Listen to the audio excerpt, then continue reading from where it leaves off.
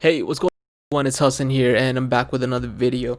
Now, I wanted to do this tutorial as a simplified version of actually getting started in PreSonus Studio One. First of all, I hope everyone is staying safe during COVID season. As things will open back up slowly, I hope everyone's getting back into the routine of their regular life. And whatever the new normal is nowadays. But nevertheless, I want to get started with this video because I've had a lot of requests over the past several months regarding actually getting set up and started and getting a project set up and just the minor details of working their way around Studio One. I know I made several videos regarding actually making beats, other videos that gone through and tutorials that have gone through production and mixing and mastering, etc. Something that's a little bit more advanced for the simple user who's just getting started. So this video is going to focus on actually getting accustomed to the workflow and to Studio One. We'll go over some of the tools as well, just so we can get you started and starting to work in this digital audio workstation to create your first project or your song, etc., whatever it is. Now, I'm not going to go through the process of actually installing the software because I'm pretty sure everyone has used computers before. Installation is pretty straightforward and simple, whether you're using your Windows desktop, laptop, or you're using an Apple operating system on your desktop or laptop, etc. Now, installation is pretty straightforward. Once you've installed everything, we're going to jump right into Studio One. Once you pop it open, you should have your new Studio One version available in front of you. Over on the left side, you'll have all of these recently opened files, projects, songs, etc. listed on the left side right here. And then you have the rest of your menu right here. You can create a new song, create a new project, or open an existing document by actually browsing through your computer file system. You have your news feed and your demos tutorial here. It's not connected to the internet for me, so I don't have a feed available. However, this would be presented to you if you do, or if you are connected to the internet. Over here is your artist profile, and you can connect your SoundCloud with it as well, so you can automatically upload your work directly to your SoundCloud profile.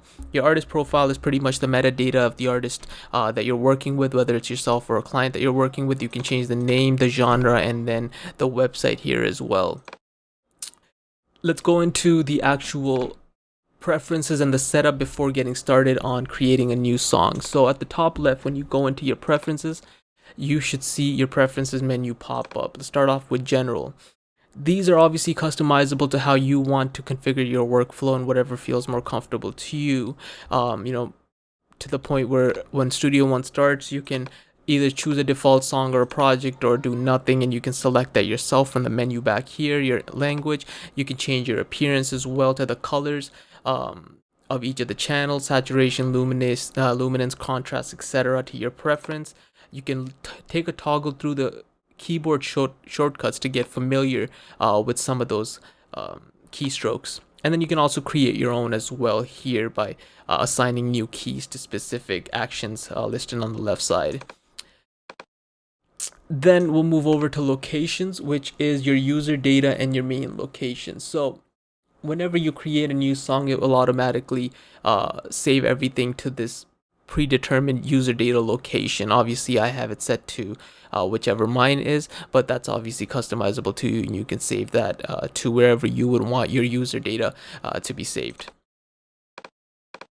Your VST plugins, if you have any third-party plugins that you've installed, downloaded, and bought, you can redirect those VST locations on your computer by adding those locations from your computer, so Studio One reads those VST files and those plugins, so you're able to use them within the software. And then same thing goes for the instrument library as well.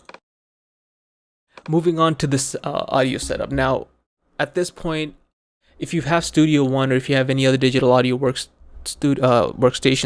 we're under the assumption that you have a digital audio interface and you're not using your onboard sound card. If you are using your onboard sound card, obviously you won't be able to record at the same quality that you would be able to with an external audio interface. If you haven't gotten that yet, I would suggest checking out your local professional audio store and purchasing one. Nevertheless, we're under the assumption that you have an an audio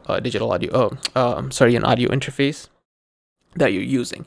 So over here under the audio setup, under the audio device, you're able to use the playback and the recording device to set to your audio interface. In my case, we're using the Duet USB. So we're going to assign the playback device as the Duet USB, as well as the recording device as the Duet USB.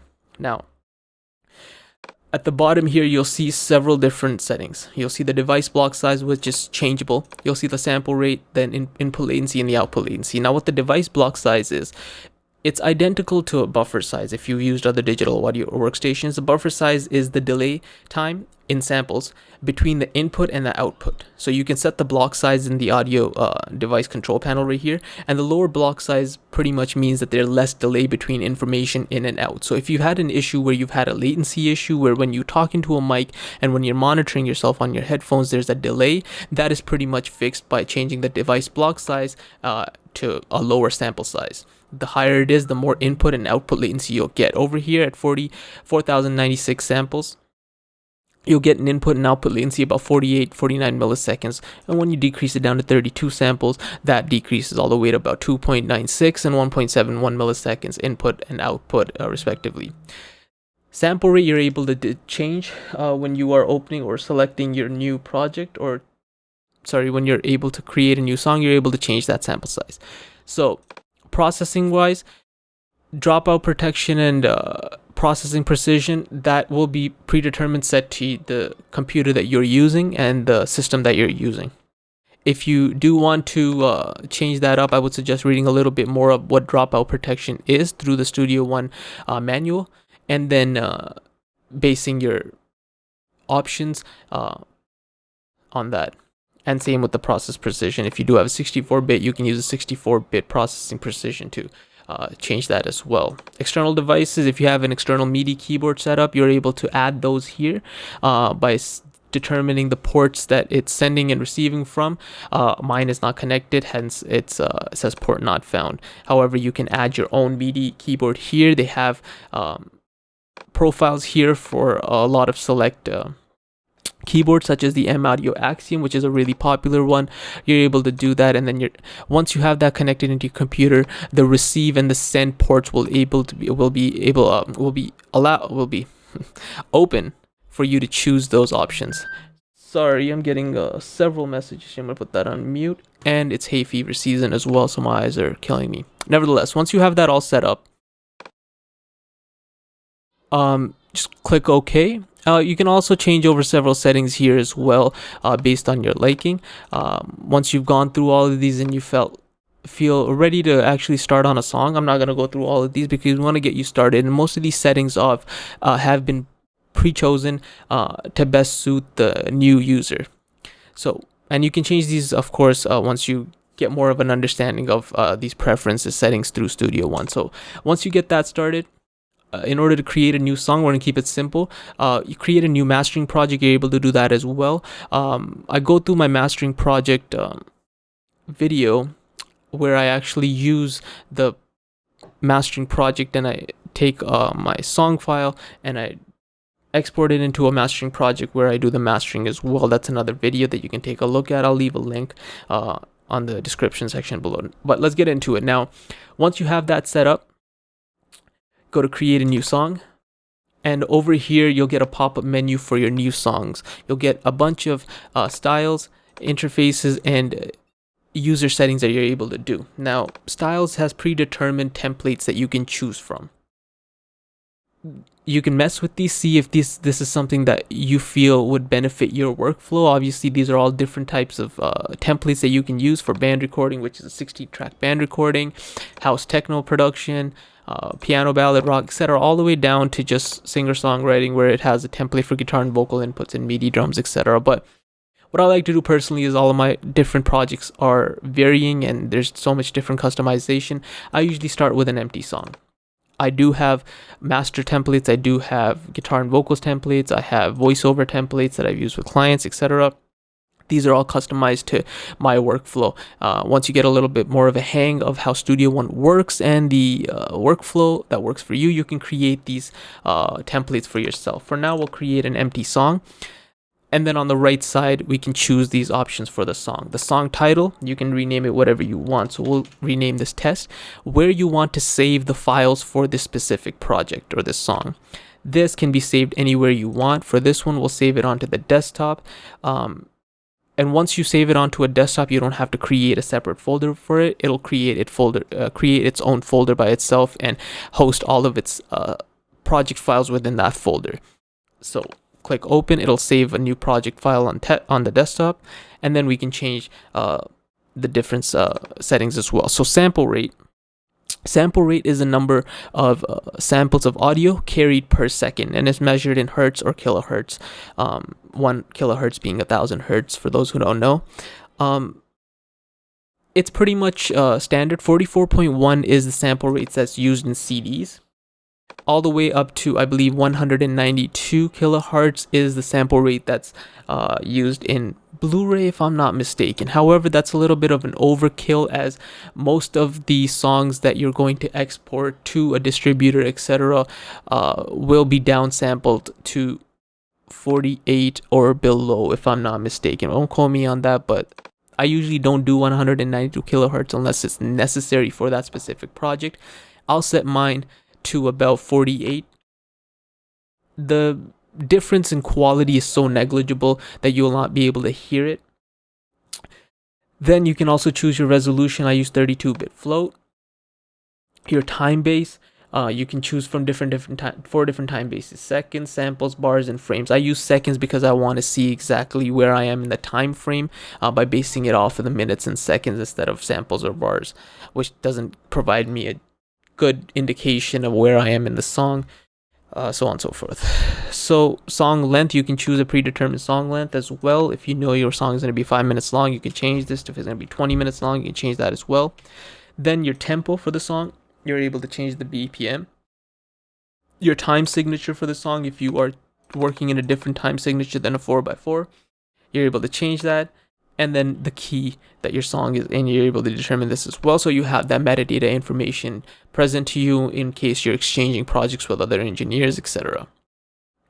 Stretch audio files to song tempo. This is when you're importing new audio files or importing different audio files into this project and they have predetermined BPM metadata on those files. It is able to constrain the tempo for that audio file and stretch it to fit the tempo of this specific project.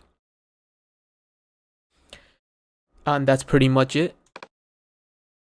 It'll pop up the main menu here. So it looks a little bit overwhelming and it looks a little bit blank. We don't know where to get started. So we'll go through each one of these. Now, over here you have your control bar, or your toolbar, sorry. Each of these different tools obviously pertain to different types of tools. So you have your arrow tool, you have your range tool, you have your splice or split tool, your eraser tool, paint tool, etc., so on and so forth, all the way to your quantize settings, your time-based settings, which you can change here, and to your snap settings as well. Now, on the left side here, this is your arrange menu, or your arranger, or your multi-track, etc. Over here will be the list of your tracks that you will be able to import, create, add, etc. This is where all your information, your audio and your Midi information is present relative to each of the channels that you'll be creating. And then on the right side is your browser. Your browser is your instruments, your VSTs, your loops, your files, etc. Everything that you have here, which you can minimize and maximize by clicking this browse button on the bottom right. So this is pretty much as simple as it is to get started on Studio One. On the right side, if you are, say, going into production for the first time, you can click on your instrument section here and it'll give all your soft synths and your VST instruments on the right side here, and you can click and drag anything that you require that you're going to use over to the left side, or you can, double click it and it'll I believe you can double click it. No, you can't double click it. So all you have to do is, obviously, let's say if we're putting in, say, contact, drag and drop, and it'll create its own channel here for contact, and then you're able to load up any of the libraries for contact here, and then start creating or playing that Midi information through your Midi keyboard. We'll take that out. Now you have your effects channels here. This is your VST plugins. So you have everything here that you would require in order to, as insert, sends, etc. You have I have my Waves Diamond bundle installed here, so we have all of these plugins through the Waves Diamond bundle available at my disposal to use as effects, etc. Loops, if you have certain loops, I don't have any loops here. If you have loops, then they will be available for you to use here. I have my own customized library here, which I have different drum sounds, all the way from, bass drops, drum loops, fills, hi-hats, claps, kicks, percussion, snaps, snares, horns, pop drums, risers, sweeps, etc. that I use for my production, that I'm able to easily drag and drop from here. And it's as simple as, if, say, I need this drum, I can drag and drop it here. Or if I want to, I can also use my impact sampler and load up each of these files into a separate pad, which I can play back and use my drum machine if I have a MIDI controller to be able to play that and then record that MIDI information by using this drum pad. They can use this as a looper as well, whatever you, however your workflow obviously fits. Everyone is a little bit different, but this is the gist of getting an understanding of how easy it is to start creating something in Studio One. Pool is the information, the tracks that you have for your song. So we'll leave this open and you'll see this start to populate as you create more tracks. Now on the left side, say you're a singer-songwriter and you want to get started. You have a beat and you want to start recording vocals on it, or you have an instrument and you want to record vocals on it. So what we'll do is we will import a beat and we'll create one channel for you to start recording vocals, and then from there on you can create multiple channels and go from there. We won't go that much in depth because then it starts getting a little bit more into, rather than just getting started in Studio One, it's actually more creating. So we'll leave that video to that for another day. But say you're a rapper or you're a singer and you have a producer who's made a beat for you and you want to start recording vocals on top of it. So that's as simple as going into your Finder.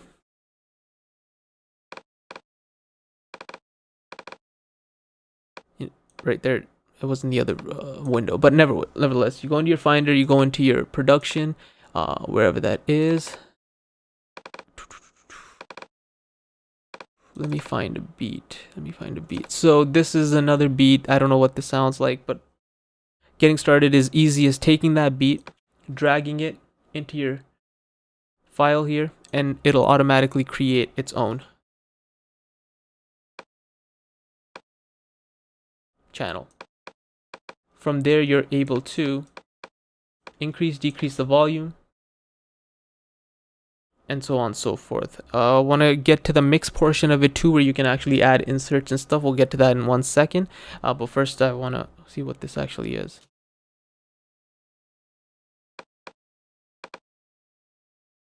Anyways, this is not a full beat, it's just a sample of it. But regardless, now say you want to start recording vocals over this. Actually, this is bothering me a little, so I'm actually going to bring in the actual one. So we can delete this. Let's remove this. See over here, the pool starts to populate of every audio file that I've transferred in. Then you can go back and choose from in case you've accidentally deleted it, or you can't get back into the actual file, or you can't undo it back into it. But over here you have the beat, right? But now what you want to do is you want to start recording of vocals. Now how do you do that? You pretty much, simple as left click, or right click, sorry, not left click, right click, and create an audio mono track. Because if you don't already know, any vocal channel through one input is a mono file. It's not a stereo file. Stereo file will require 2 different input sources, which means 2 different mics to your ears that you'd be using. So you add an audio track in a mono, and over here it'll give you your audio track. Say you have 2 different channels on your audio interface, as I do. My first channel 1 is my left input, and then my right channel, or my input 2, is my channel input right. This is obviously customizable. You can change this by going to audio input output setup, and it'll show you both your channels for your inputs. This is your channel 1, this is your channel 2. You can rename these by naming this channel 1, channel 2, or you can rename it vocals, guitar, etc., whatever you want, right? So once you click yes, it'll give you an indication of what input channel you want to use while you're recording. My mic is on line 1, so I'll use line 1. Then over there, it's pretty much as simple as this is your mute button. This is your solo button for this track. So if you just want to hear this track, you'd press solo and you'd only hear this track.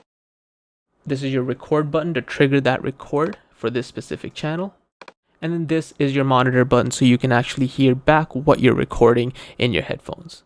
Or if you are listening back through your monitors, you can listen back to your monitors as well. You can turn this off during your recording by simply clicking it off. I'm going to change the color so it's easier to tell the difference. So make it yellow. So you can turn it off or on. Oops, I had them both highlighted. So you can turn it on or turn it off. Now let's just record something quick. Check, check, check, 1, 2, check, 1, 2, check, 1, 2. Simple as that. You can solo this. You can solo this while you're playing it. Oh, you can actually just click spacebar to play and to stop your song. Or you can go down here to your transport bar and click play or stop. Or if you have say a Midi interface, you can use obviously the play buttons or the stop buttons on that Midi interface to control your transport as well.